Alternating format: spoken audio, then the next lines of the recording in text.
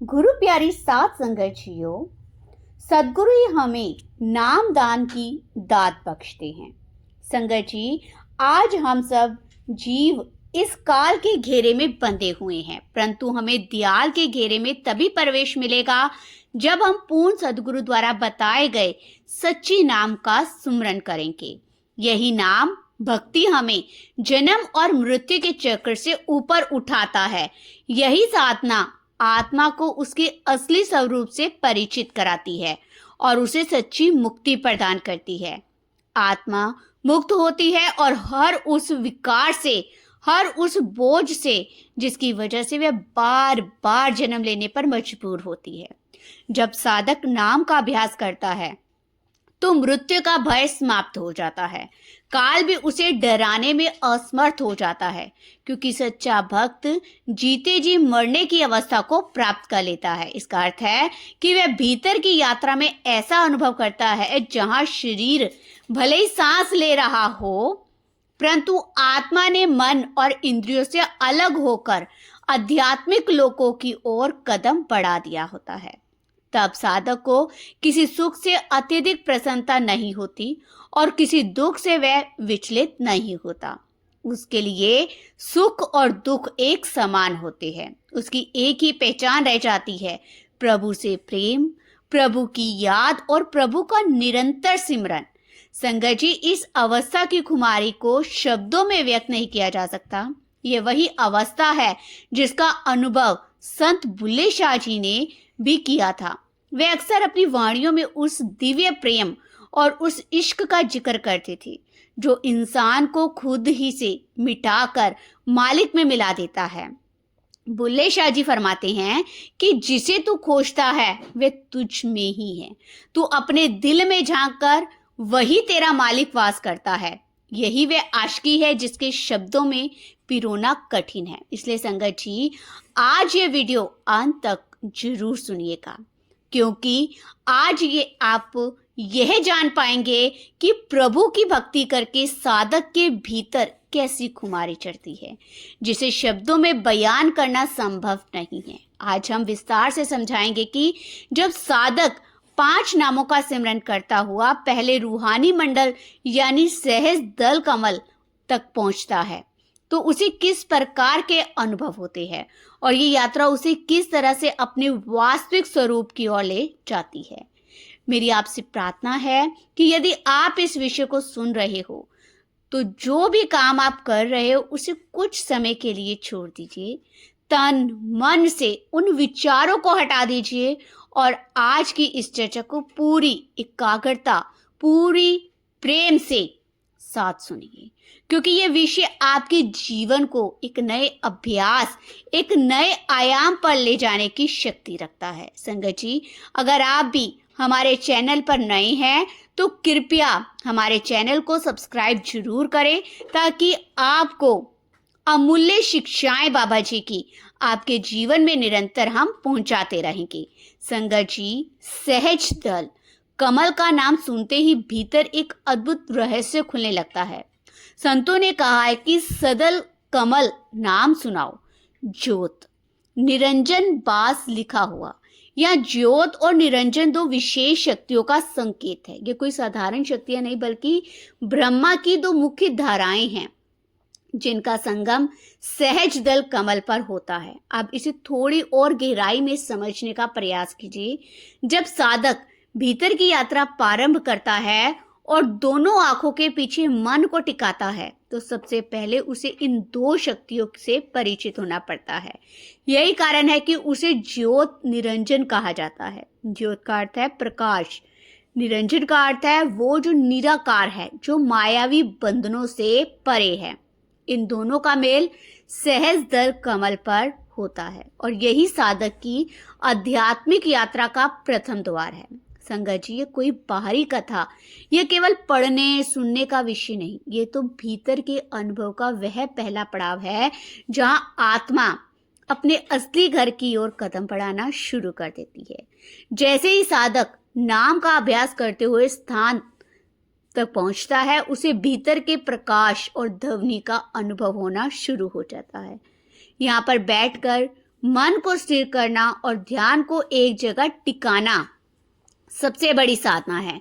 यही कारण है कि संत महापुरुष हमें बार बार कहते हैं कि बाहरी विचारों को रोककर एक मन और एक चित्त हो जाओ, क्योंकि जब तक मन इधर उधर भागता रहेगा तब तक इन रहस्यों का अनुभव नहीं हो पाएगा। संगत जी, जो प्रेमी इस विषय को बड़े ही ध्यानपूर्वक सुन रहे हैं वे समझ पाएंगे कि यह ज्ञान केवल सुनने के लिए नहीं बल्कि जीवन को बदलने के लिए है। अगर आप इसे सच्चे मन से पकड़ लेते हैं, अपने जीवन में रोजाना अभ्यास में उतारते हैं, तो एक दिन अवश्य ऐसा आएगा जब आपकी आत्मा इस सहज दल कमल से होकर आगे की ओर प्रस्थान करेगी।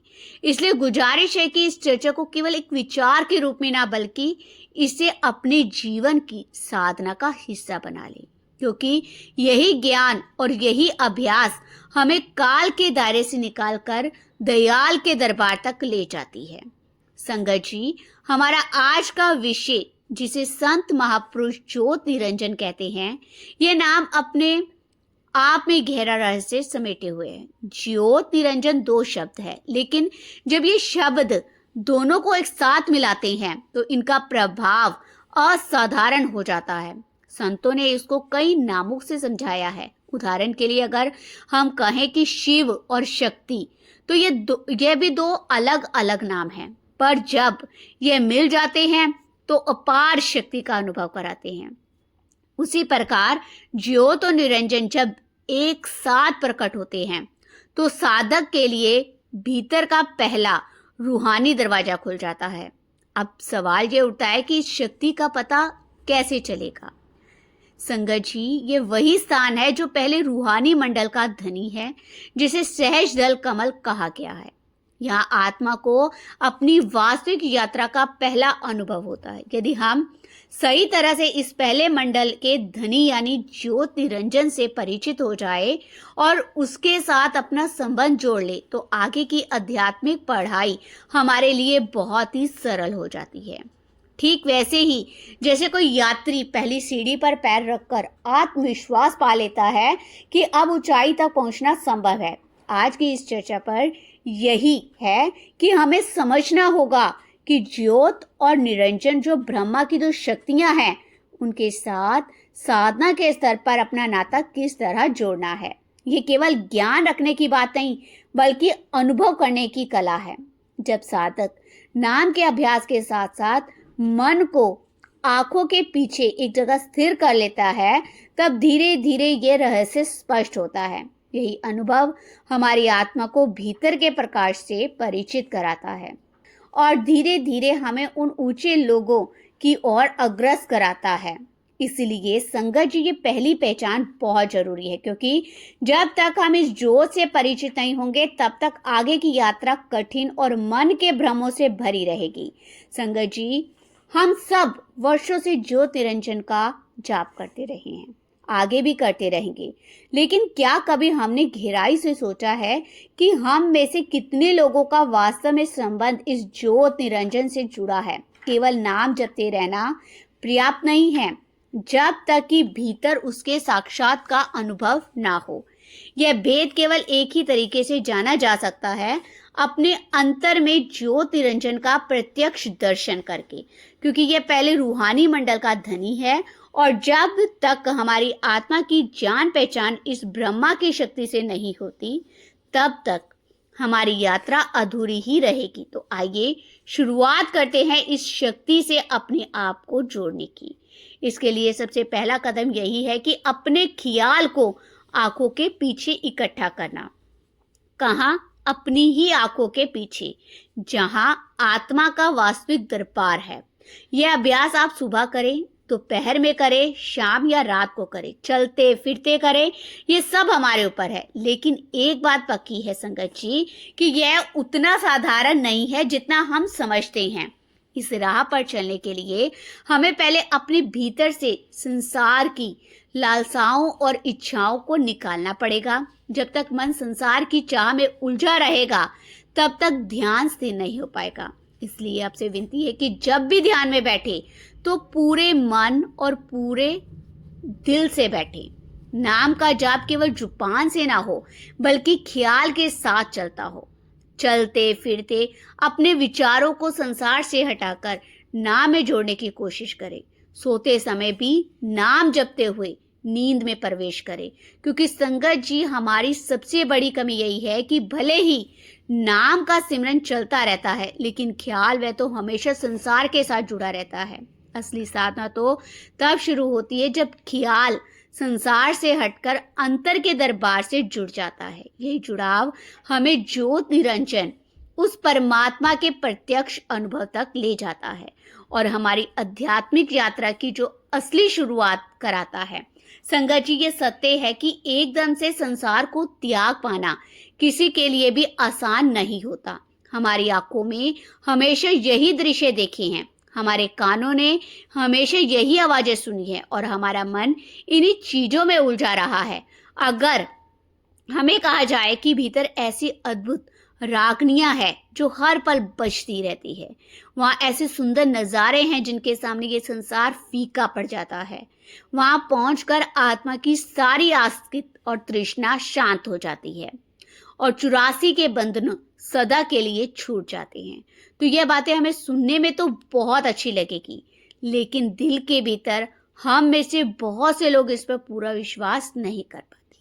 हम जुबान से कह भी दे कि हाँ हमें विश्वास है, लेकिन भीतर कहीं ना कहीं संशय बना ही रहता है। यही कारण है कि इतनी महत्वपूर्ण और गहरी बातें समझाए जाने के बाद भी हमें असल मायने में समझ नहीं आता। संगत जी, इसका मूल कारण यही है कि संसार का मोह केवल और केवल सुनने या पढ़ने से नहीं छूट सकता। यह मोह त्यागा जा सकता है तो बस ध्यान और साधना के अभ्यास से जब हम इतनी गहराई से ध्यान करते हैं कि तन का होश मिट जाए, मन की चंचलता शांत हो जाए और हमारी सूरत ऊपर की ओर रूहानी मंडलों की ओर चली जाए, तभी धीरे धीरे संसार का मोह टूटने लगता है। इसलिए संत महापुरुष हमें हमेशा यही समझाते हैं कि हमारी ध्यान साधना केवल औपचारिकता ना रह जाए। हमारी साधना ऐसी होनी चाहिए कि जिसमें ना तन का भान रहे ना मन का, बस सूरत का ख्याल ऊपर के लोगों की ओर जाने लगे। यही अभ्यास हमें वह प्रत्यक्ष अनुभव देता है जिसके बिना विश्वास कभी पक्का नहीं होता। और जब भीतर की एक झलक मिल जाती है तो संसार का मोह अपने आप ढीला पड़ने लगता है।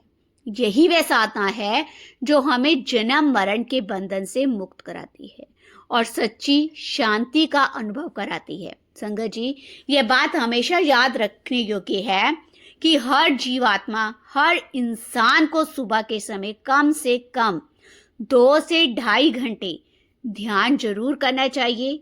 यह समय कोई साधारण समय नहीं होता, बल्कि आत्मा के लिए सबसे पवित्र और अनमोल घड़ी होती है। नाम जपो या ना जपो, पर ध्यान करना अनिवार्य है, क्योंकि ध्यान ही वह साधन है जो हमें भीतर की ओर मोड़ता है। शुरू में निश्चित रूप से कठिनाई आएगी, मन भटकेगा, नींद सताएगी, विचार इधर उधर दौड़ेंगे, लेकिन साधना की यही परीक्षा है। जैसे जैसे हम अभ्यास करते हैं वैसे वैसे मन शांत होगा और ध्यान टिकने लगेगा। जब हम आंखें बंद करके अपनी दृष्टि को भीतर की ओर मोड़ते हैं, पुतलियों को ऊपर उठाने का प्रयास करते हैं और पूरे प्रेम से अपने ख्याल को केंद्रित करते हैं, तब धीरे धीरे पर्दा हटने लगता है। तभी साधक को पहले रूहानी मंडल के धनी ज्योत निरंजन का भेद समझ में आने लगता है। संगत जी, यही वह क्षण होता है जब हमें पहली बार अनुभव होता है कि ध्यान केवल बैठने या जप करने का नाम नहीं है, बल्कि आत्मा की वास्तविक यात्रा की पहली शुरुआत है। जब यह भेद खुलता है तो साधक को यह यकीन हो जाता है कि हाँ, भीतर सचमुच एक रूहानी जगत है और उसके दरवाजे धीरे धीरे खुल रहे हैं। इसलिए आपसे प्रार्थना है कि चाहे कितनी भी परेशानी क्यों ना हो, ध्यान को कभी ना छोड़ें। नियमित अभ्यास ही आत्मा को उसकी मंजिल तक ले जाता है और उसी अभ्यास से हम अपने वास्तविक स्वरूप, अपने सतगुरु द्वारा दिए गए नाम और प्रभु की अपार कृपा को पहचान पाते हैं। संगत जी, अंजन का अर्थ है माया और ज्योत का अर्थ है प्रकाश। जब तक माया हमारे भीतर सक्रिय रहती है तब तक हम उस सच्चे प्रकाश को नहीं पहचान पाते। लेकिन जब साधना के अभ्यास से माया का आवरण पूरी तरह से खत्म हो जाता है और भीतर शब्द की ज्योत प्रकट हो जाती है, तभी हमारी आत्मा का परिचय उस पहले रूहानी मंडल के धनी से होता है। यही कारण है कि संत महापुरुष बार बार समझाते हैं कि असली पहचान केवल पढ़ने सुनने से नहीं होती बल्कि ध्यान के अभ्यास से होती है। इसलिए संगत जी, आपसे विनती है, आपसे प्रार्थना है कि हमारी बात को ध्यान से सुनिए। अपनी रूह, अपनी सूरत को हमेशा गुरु के दिए हुए शब्द के साथ जोड़े रखें। जब साधक प्रेम और श्रद्धा के साथ ध्यान में बैठता है, चाहे 1 घंटा, सवा घंटा, 2 घंटे, तो धीरे धीरे उसके भीतर धुन सुनाई देने लगती है। ये कोई भारी ध्वनि नहीं होती बल्कि वही पवित्र नाद है जो आत्मा को भीतर से खींचकर ऊपर की ओर ले जाता है। और याद रखिए, जब ध्यान संसार की वस्तु और इच्छाओं का नहीं होता बल्कि गुरु के नाम और शब्द का होता है, तभी ये पवित्र धुन हमें रूहानी मंडल की ओर चढ़ाती है। यह धुन आसमान पर बढ़ती चली जाती है, परत दर परत पार कराती है और साधक की आत्मा को हर दरवाजा खोलते हुए सचखंड की ओर अग्रसर कर देती है। यही वह रहस्य है जो संतों की वाणी में बार बार गूंजता है कि शब्द ही सच्चा मार्गदर्शक है, शब्द ही असली सेतु है जो हमें काल के घेरे से निकालकर दयाल के दरबार तक पहुंचा देता है। संगत जी, जब साधक ध्यान में स्थिर होता है और भीतर की यात्रा शुरू करता है तो उसके सामने अद्भुत दृश्य प्रकट होने लगते हैं। वह देखता है कि भीतर अनगिनत नजारे और खजाने छिपे हुए हैं, ऐसे रहस्य जिनके बारे में संसार में कहीं सुनने को नहीं मिलता। साधना की अवस्था में यह अनुभव होता है कि जैसे कोई अंतरिक्ष का सितारा चमक रहा हो। साधक की रूह उस सितारे को और खींचने लगती है। जैसे कोई चुंबक लोहे को खींचता है, वह सितारा भी धीरे धीरे और आगे बढ़ता जाता है और आत्मा उसके पीछे चल पड़ती है। फिर ऐसा प्रतीत होता है मानो वो सितारा हमारे बहुत निकट आ गया।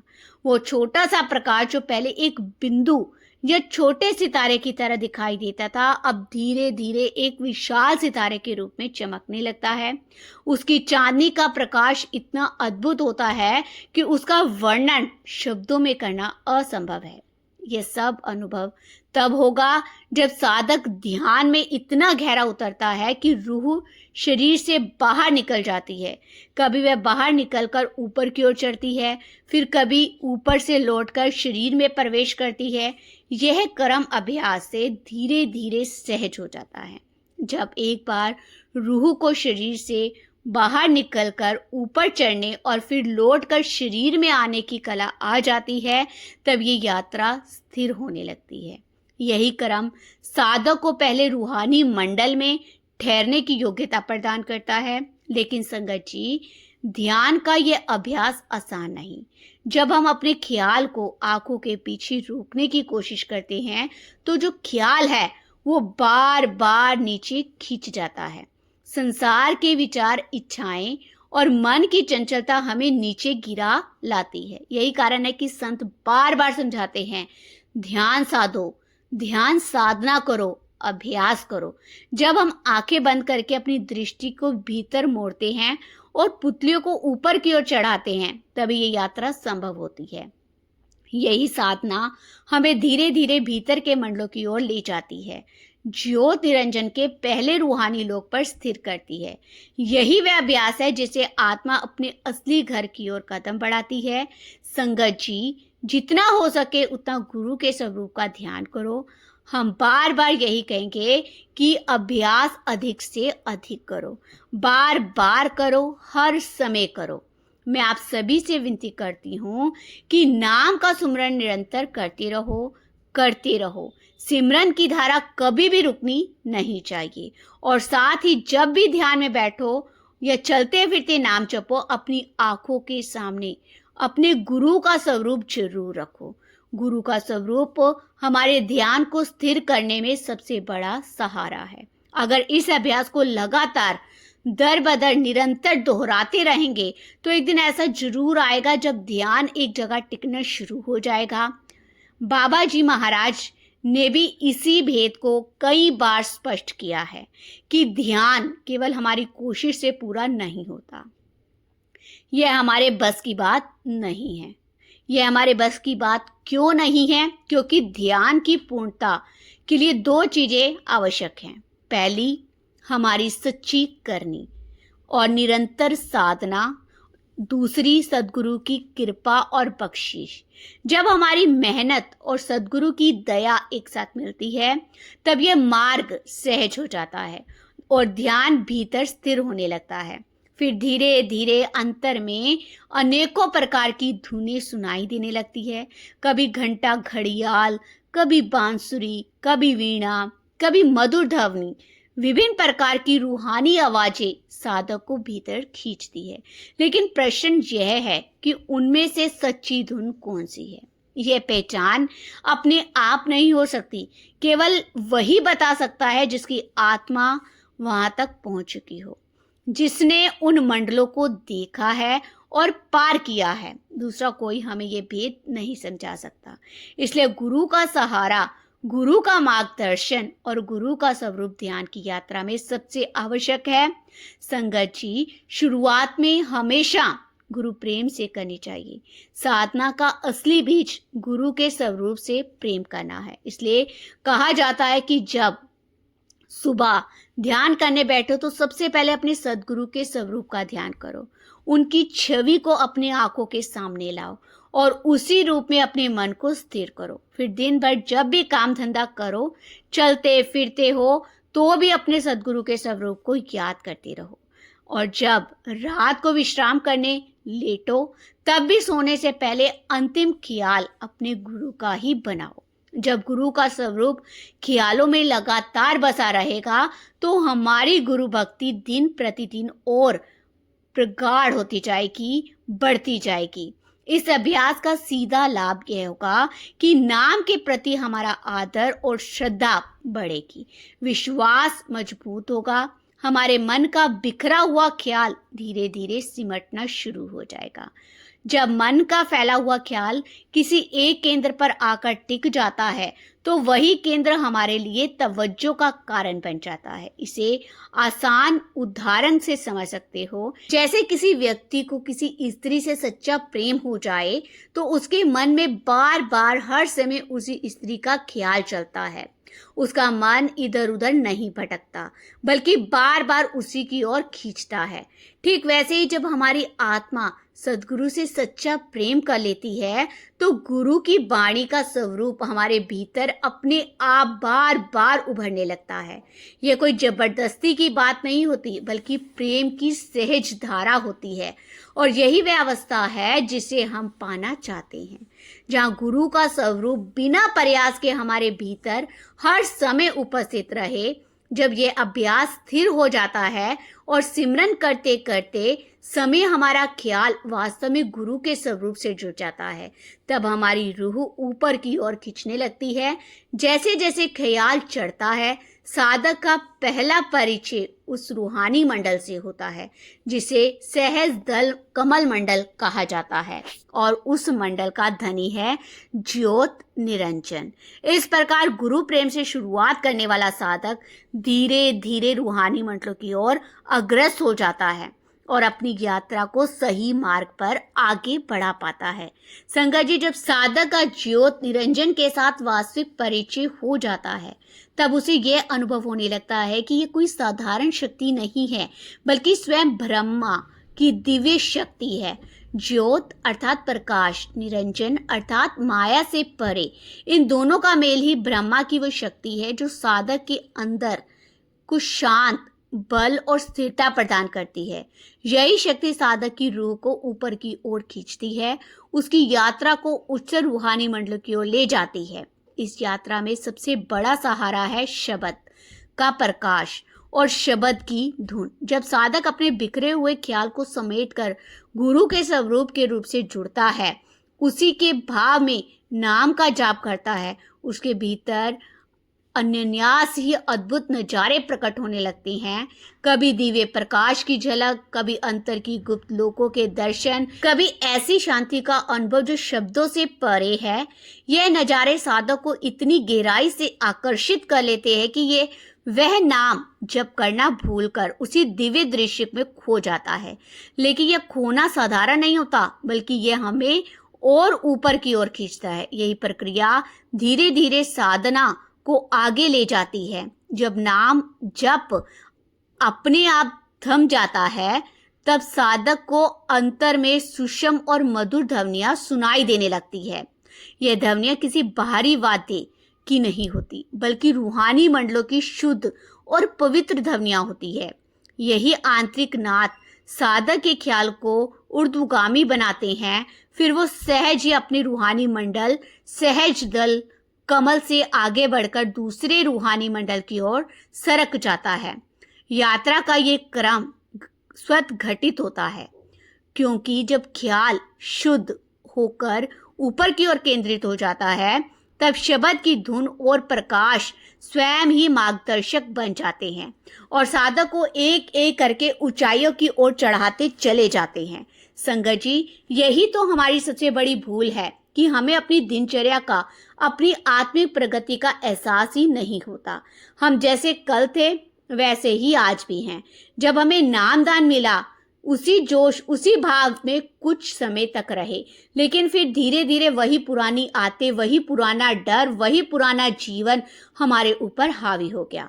परिणाम यह हुआ कि ना तो हमारे अंदर में गुरु से प्रेम बढ़ा, ना गुरु का स्वरूप स्थिर हुआ, और ना ही नाम जप करते समय गुरु का स्वरूप अपने आप प्रकट होता है। हम नाम तो जपते हैं, पर गुरु का स्वरूप ध्यान में नहीं आता। यदि कभी अपने मन से याद करें तो स्वरूप की झलक आती है और थोड़ी देर में विलुप्त हो जाती है।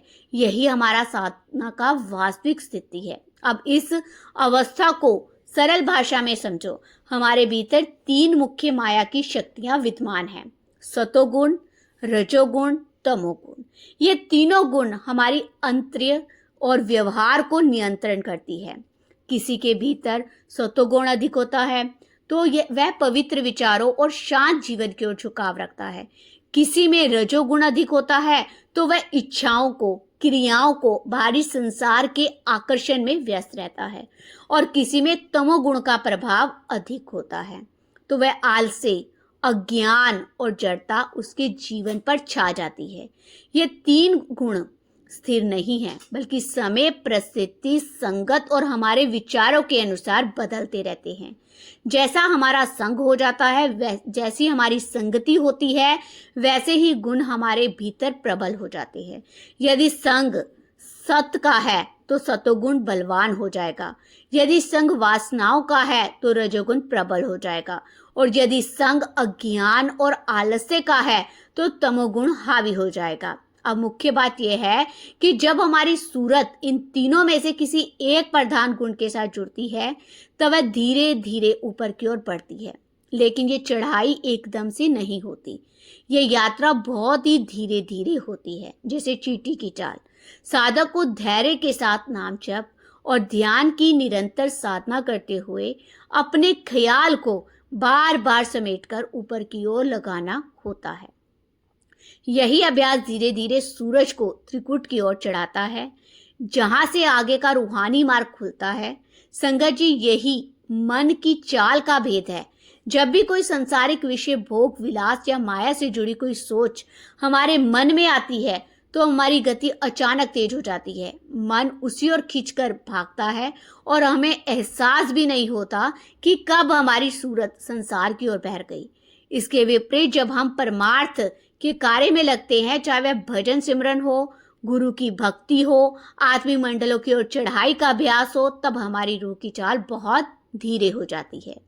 इतनी धीरे कि जैसे चींटी की भी गति इससे तेज हो। रूह चढ़ने की कोशिश करती है, कुछ देर ऊपर जाती है, परंतु तुरंत संसार की माया के आकर्षण से खिंचकर नीचे गिर जाती है। लेकिन सज्जन यही समझते हैं कि हमें इस पर निराश नहीं होना चाहिए। रूहानी अभ्यास की निरंतरता ही इस कमजोरी को धीरे धीरे मिटाती है। जब हम बिना रुके बिना थके सूरज शब्द का अभ्यास करते हैं, तब धीरे धीरे हमारे भीतर गुरु का नूर प्रकट होने लगता है।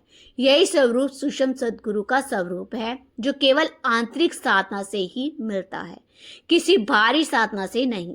जब अंतर में यह स्वरूप प्रकट होता है तो वही हमें संभालता है और हमें आगे बढ़ने की शक्ति देता है। फिर साधक धीरे धीरे पहले मंडल सहज दल कमल से उठकर दूसरे मंडल त्रिकुट तक पहुंचने लगता है, और इस यात्रा में हमारी संभाल और हमारी रक्षा ज्योत निरंजन करता है। वही हमें सहारा देता है, वही हमारी सूरत को थाम कर ऊपर की ओर खींचता है। जब तक हम त्रिकुट तक नहीं पहुंचते, तब तक ये शक्ति हमारा मार्गदर्शन करती है और हर कदम पर हमें संभालती है। यही रूहानी क्रम है जिसमें धैर्य, अभ्यास और गुरु कृपा तीनों का होना अनिवार्य है। संगत जी, अब जरा समझिए कितना महान धनी है इस लोक का। इसे आसान शब्दों में ऐसे समझो, जैसे हमारे घर में कोई मेहमान आए और फिर वापस अपने घर को लौट जाए। जब तक हमें ये खबर ना मिल जाए कि ये सुरक्षित पहुंच गया है, तब तक हमारे दिल को चैन नहीं मिलता। लेकिन जैसे ही पता चलता है कि वे अपने घर पहुंच गया, हमारा चित्त शांत हो जाता है। इसी तरह जब हमारी सूरत पहले रूहानी मंडल से निकलकर दूसरे रूहानी मंडल तक पहुंच जाती है, तब यह कार्य केवल ज्योत निरंजन ही करता है, जो पहले रूहानी मंडल का धनी था। तभी उसे भी शांति मिलती है। देखिए किस तरह हमारी आत्मा का ख्याल रखा जाता है। परमार्थ के मार्ग पर हर मंडल में एक धनी मौजूद है, जो हमारी देखभाल करता है और हमें एक मंडल से दूसरे मंडल तक पहुंचाने की जिम्मेदारी भी निभाता है। संगत जी, आज की यह ज्योत निरंजन पर चर्चा यही समाप्त होती है। मेरा आप सबसे निवेदन है कि इस वीडियो को आप अपने सत्संग भाइयों और बहनों तक अवश्य पहुंचाइएगा, उन्हें भी इससे बहुत लाभ होगा। इसी के साथ संगत जी, हम आपसे इजाजत लेते हैं। कल फिर मिलते हैं नए सवाल, नए जवाब, नई साखी के साथ। अगर आपको ये वीडियो आपके दिल को छू गई हो तो इसे लाइक कीजिएगा। आप जिसे विनती है कि कमेंट में आप वाहेगुरु जी का नाम जरूर लिखें। वाहेगुरु जी का खालसा, वाहेगुरु जी की फतेह।